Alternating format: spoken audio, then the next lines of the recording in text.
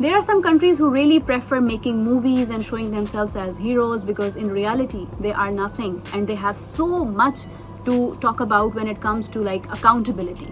So of course women harassment is everywhere, but you really think that the civilians are going through all that. But no, there are women who are working in the military departments who are hired to have the safety measures for the civilian women are actually not safe in their own departments. So let's talk about Indian Army and the Indian military. In that departments, there are multiple cases. If you talk about a decade in which there are multiple cases, like their women are so many times they're harassed and the cases were unsolved, and how things are going on there. Because we don't really make movies, we actually show the facts and we share the realities. So Patiala 2025, when a women major was actually harassed by a lieutenant colonel, and the case was unsolved because they were trying to solve the case inside, and they were like convincing her to just take back the case and to solve things just like inside. So the case was actually unsolved by then. Then Signal Corps 2015, where a women captain was harassed by a senior colonel, and the case was like same as earlier, it was not solved actually, and things are going on like that was in 2015, and the case I've mentioned,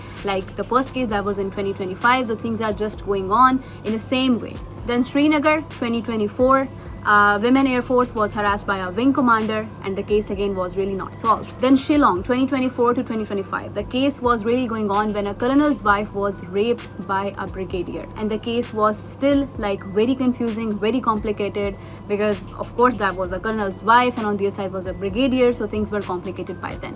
Then Odisha 2025, where Colonel Amit Kumar was also involved in a rape case. Then General Court Martial 2021 and 2025, where the army major raped an 11 years old maid who was working in their places. And lastly Chandigarh 2025, where a colonel was dismissed in the same cases, the harassment and the rape cases. Moving on to the corruption, because corruption is another thing which is always discussed whenever it's the politics or it's the other things, and discussing about how India, the Indian Army was actually involved in the corruption.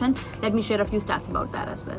Tetra truck procurement case, which was in 2012 and 2014, in which a former army chief VK Singh was accused of having a bribe of 14 crore INR just in case of defense procurement deal. Then Sulina land scandal, that was in 2008 and 2011. Lieutenant Colonel Avadesh Prakash faced disciplinary action over allegedly using the land, which was the army land actually, for their own purpose, the educational project, in which senior general was also involved, and that was questioned as well. And then Adarsh Housing Society scandal, in which there were apartments allotted to the families of the Kargil war martyrs, and on the other side that those apartments were like allegedly and forcefully using by the politicians and the bureaucrats and the military officers, and that was not actually given to the families of the martyrs, which later on became the most high profile corruption case. Then the military ration supply case, where the Indian CAG was involved in the food quality was actually so concerned, and the expired food and the expired quality, and on the other side the supplying was questioned, and the ration supply was actually a very big case in that case. Then the military ration supply, where the Indian CAG was accused of not working properly, and the supply was questioned as the food quality was also questioned, and the case was really complicated by then. Then the Ordnance Factory Board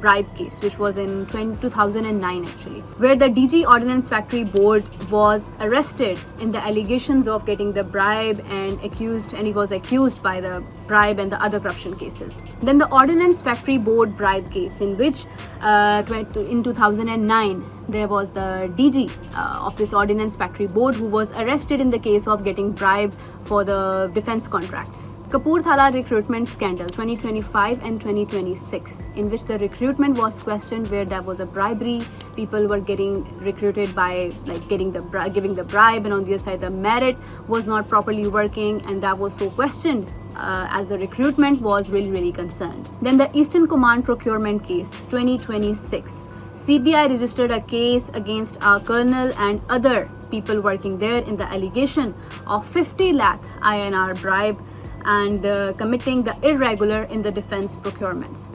So the question arises, where the corruption and the women's safety is not happening in India, how can they protect their own country? like they should protect their women. In their multiple cases, not only the military department or in the political departments, there are multiple women who are like living there, are daily getting raped, and on the other side there are corruption. There is a big huge corruption everywhere. So it is very questioned that how can these things happen in at least the women departments. And a few cases of them were actually like solved as well. Like there were people arrested, there were cases being solved, and there were things coming outside the media.